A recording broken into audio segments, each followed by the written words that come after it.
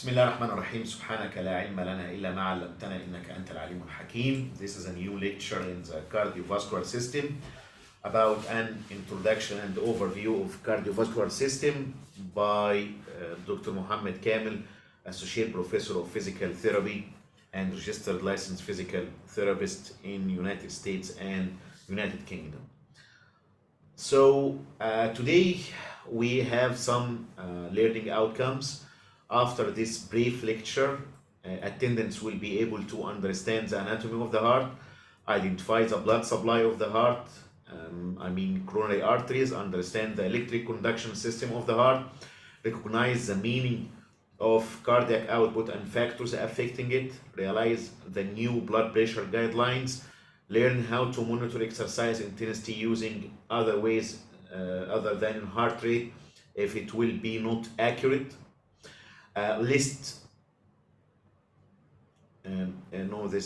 Figure out the heart sounds and auscultation sites, explain the normal and abnormal heart sounds. So let's go.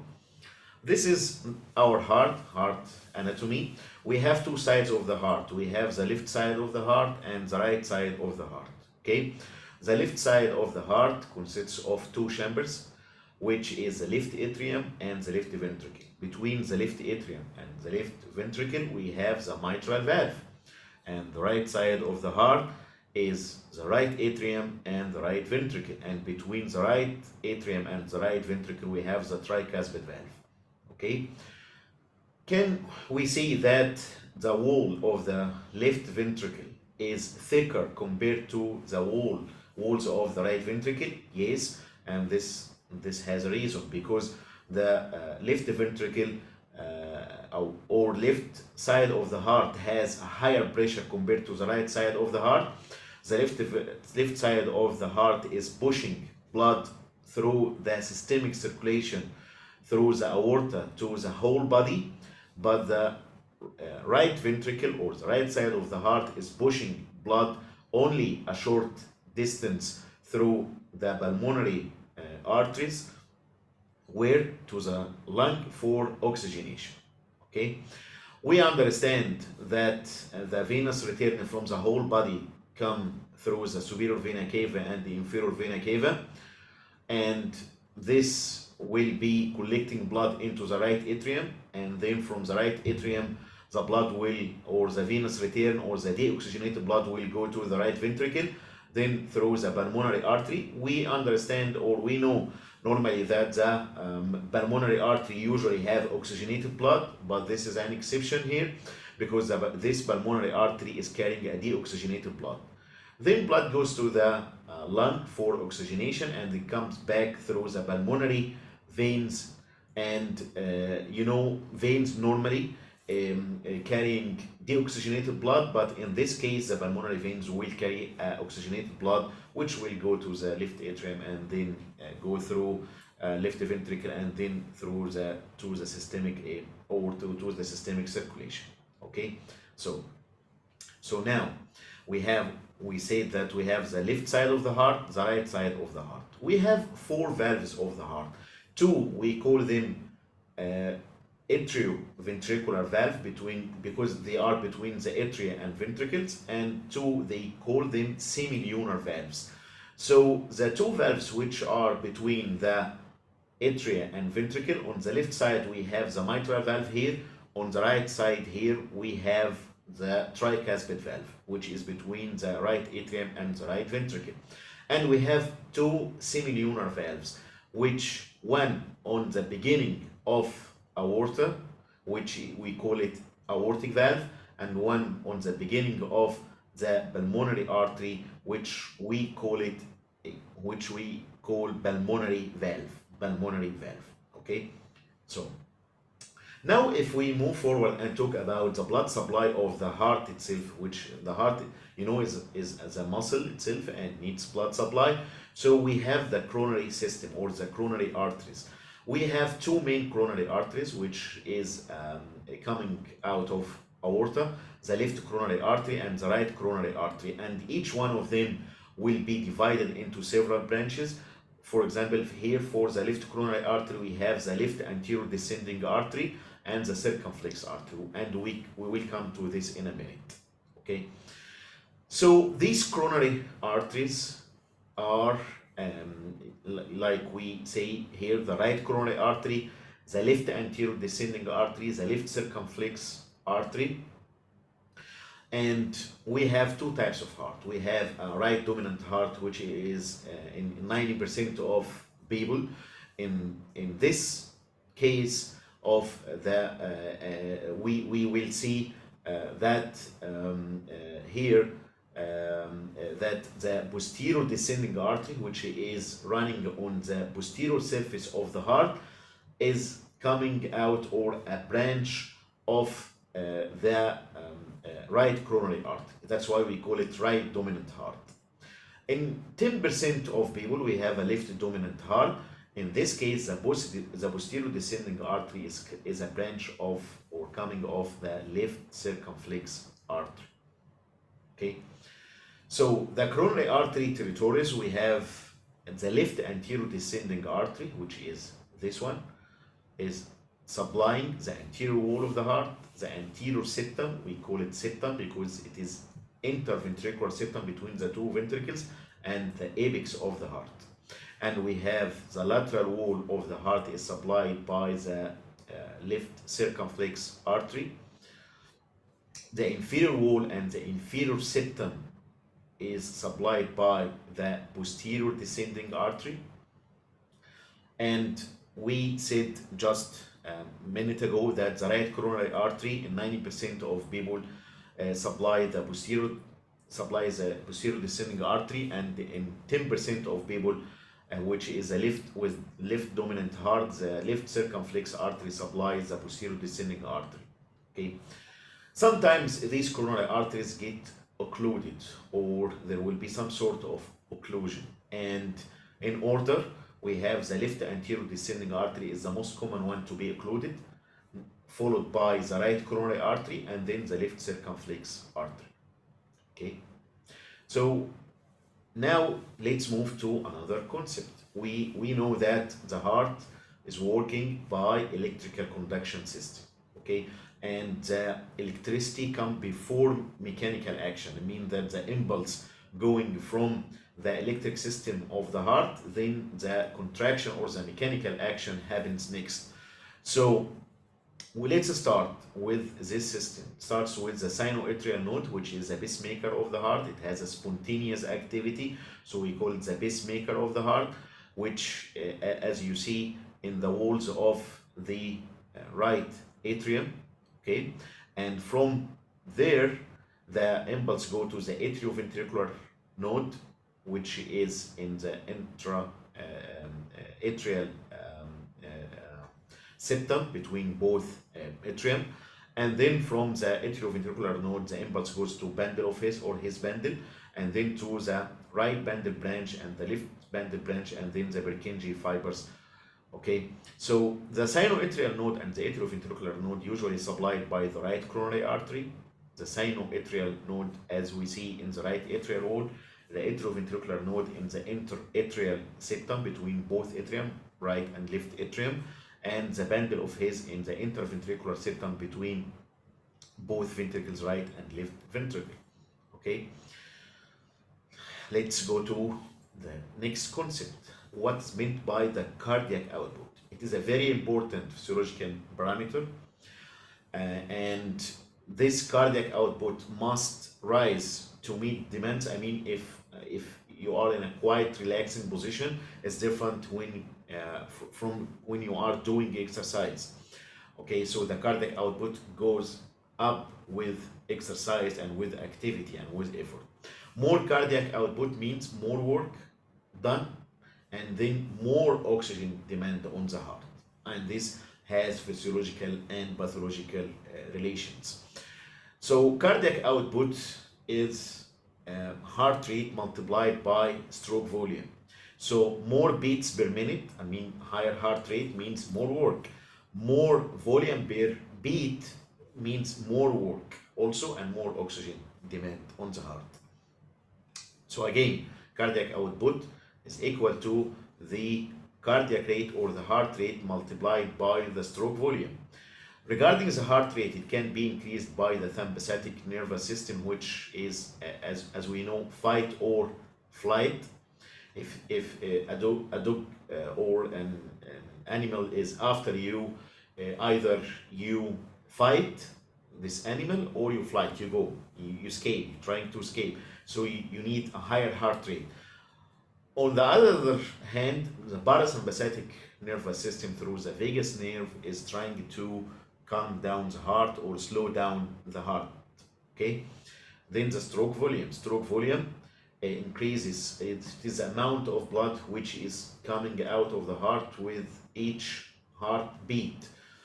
It depends, or it increases with contraction strength, contraction of the cardiac muscle. Okay.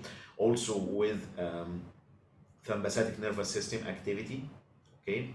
And with the end diastolic volume, which is the amount of blood in the ventricle at the end of diastole. Okay.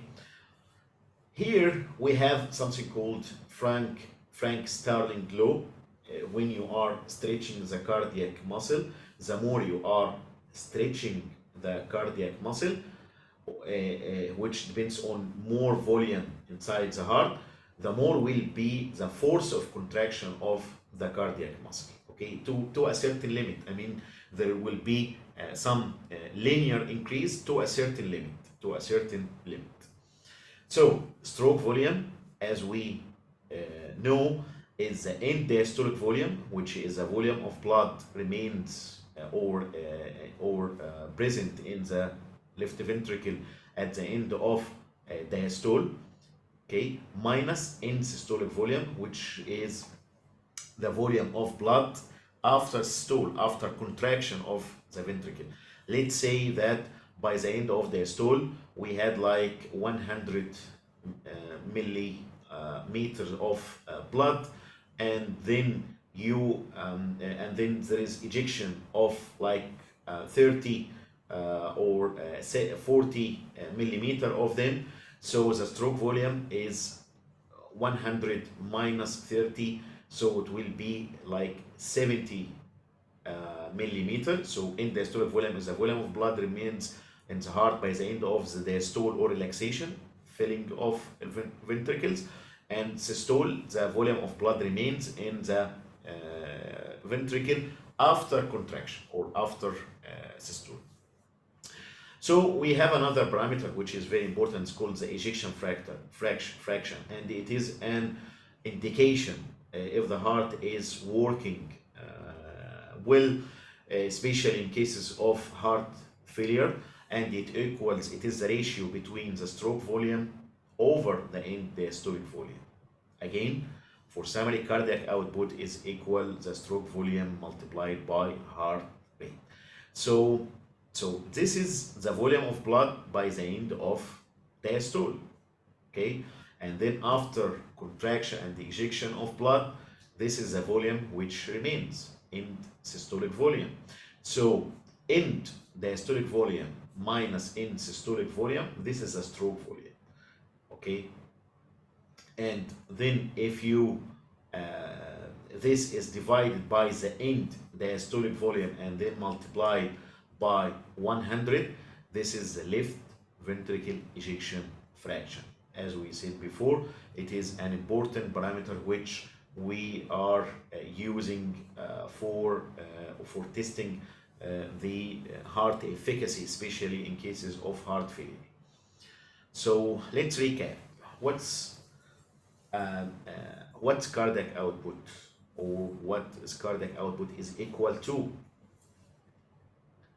As we said, cardiac output is stroke volume multiplied by heart rate.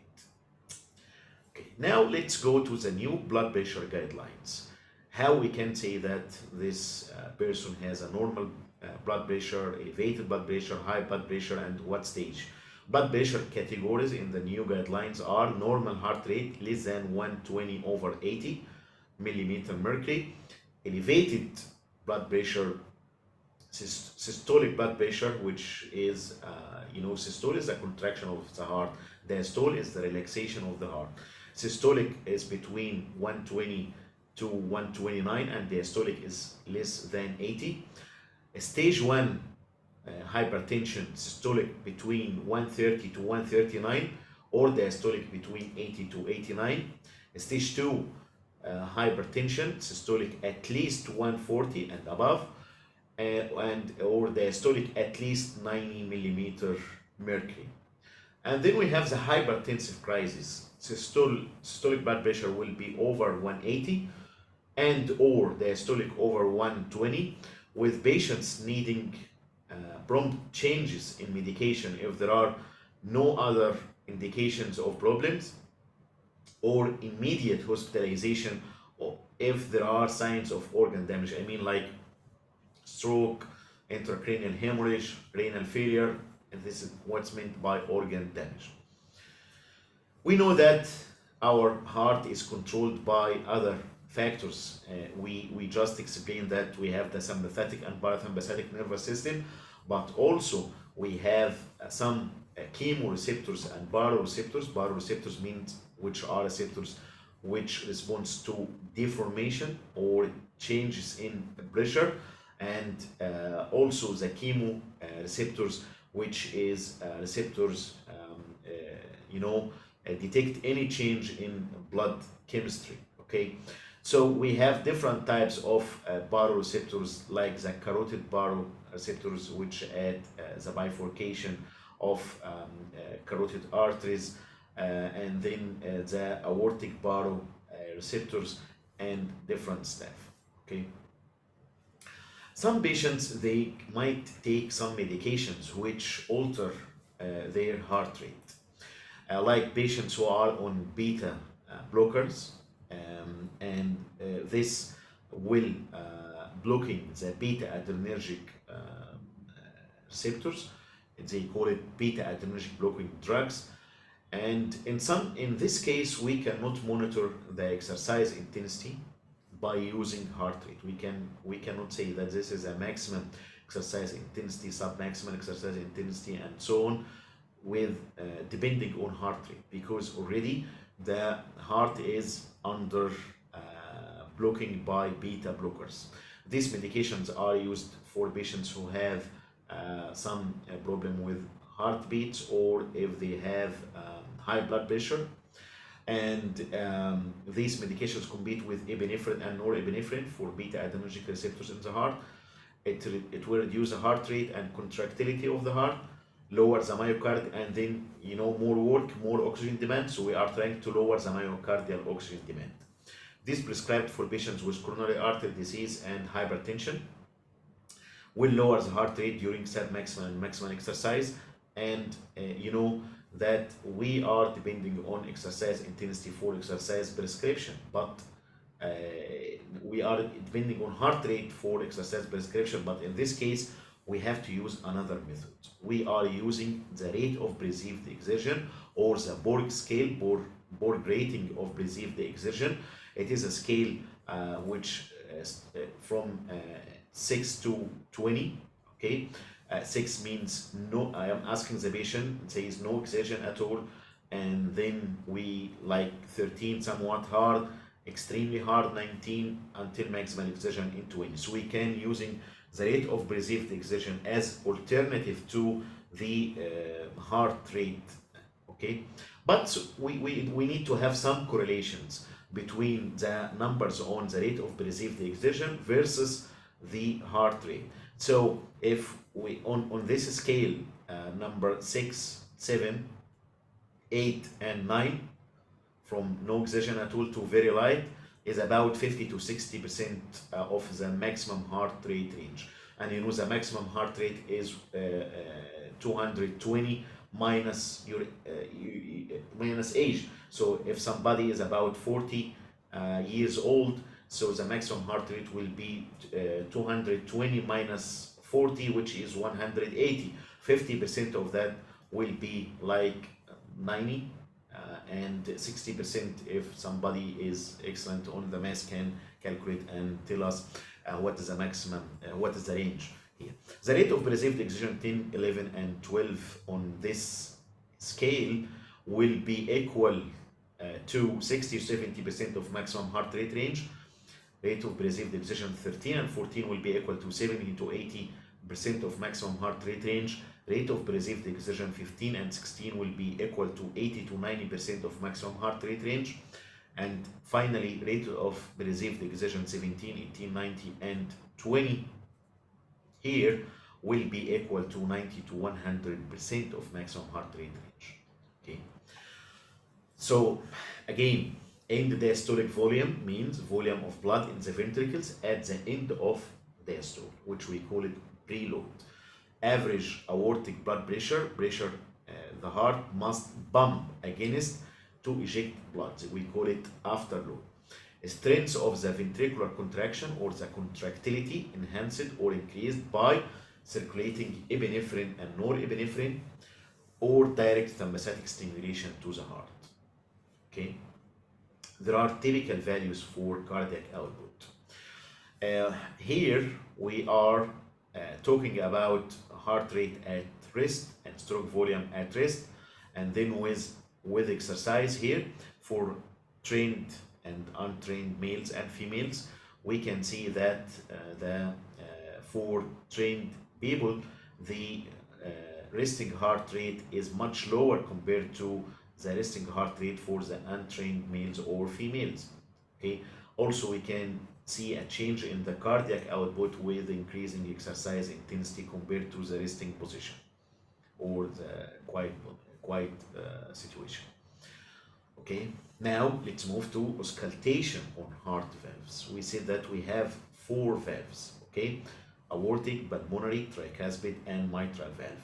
Aortic and pulmonary, we call it semilunar valve. Tricuspid and mitral, we call them atrioventricular valve.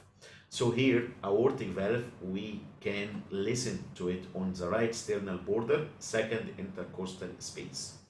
Okay, this is aortic valve, second intercostal space, right sternal border. Pulmonary valve on the left sternal border, second intercostal space. This is pulmonary valve, where you can listen to the pulmonary valve. Tricuspid valve here, left sternal border, fourth intercostal space. And then mitral valve, finally, left mid-clavicular line, fifth intercostal space. If this is a clavicle and I am dividing it into 2 parts and I am taking a vertical line, so this is the mid-clavicular line, this is the fifth intercostal space. Again, we have aortic, second intercostal space, right sternal border, pulmonary, second intercostal space, left sternal border, tricuspid, fourth intercostal space, left side, and then the mitral valve, fifth intercostal space, mid-clavicular line. Okay, so the term semilunar valves refers to the aortic and pulmonary. The term atrioventricular valve refers to the mitral valve and tricuspid valve. And if we want to remember them by a mnemonic, so ABT M2245. Now, regarding the heart sounds, we have a normal heart sounds and abnormal heart sounds. We can hear the heart sound on the closure of the valve, not on the opening of the valve. So the S1 heart sound is the closure of the mitral cuspid and tricuspid valve. Mitral and tricuspid valve, which is lump. The S2 heart sound is the second heart sound, and this is the closure of the aortic and the pulmonary valve. S3 heart sound is abnormal sound, okay, and usually we hear it with cases of congestive heart failure, also known as a ventricular gallop. It occurs after S2 when the mitral valve opens, allowing passive filling of the left ventricle. The S3 heart sound is usually produced by large amount of blood striking a very compliant left ventricle. For S4 heart sound, we don't have a compliant left ventricle, we have a stiff left ventricle, and we call it atrial gallop. Occurs just before S1 when the atria contract to force blood into the left ventricle. If the left ventricle is non-compliant or stiff, the atrial contraction forces blood through the atrioventricular valve, then we can hear the S4, which is abnormal sound. Let's make some knowledge check. Let's answer this question. A physical therapist auscultating the heart sounds in a healthy athlete and hears an additional sound. Which of the following is true about the S3 sound during auscultation of the heart? A. The S3 sound is of the closure of the aortic and pulmonic valve. B. The S3 sound is low frequency, brief vibration occurring in early diastole during the rapid diastolic filling period. C. The S3 sound is high frequency, prolonged vibration occurring in early diastole during the rapid diastolic filling period. D. The S3 sound is of the opening of the mitral and tricuspid valve. This is an example of the questions which we see on the license exam. So now what is the answer? B. The S3 sound is a low frequency, brief vibration occurring in early diastole during the rapid diastolic filling pressure. Okay, let's see another question. A 48-year-old male patient reports of shortness of breath and swelling in lower extremities. During the examination, the physical therapist examines the patient's heart sounds before starting an exercise program. Which valve is being auscultated in the picture? Can you remember? Is it the aortic valve, second intercostal space, right sternal border? This is the aortic valve. Thank you all for your attendance, and I'm looking forward to meet you in a new lecture, and thank you very much for your attention.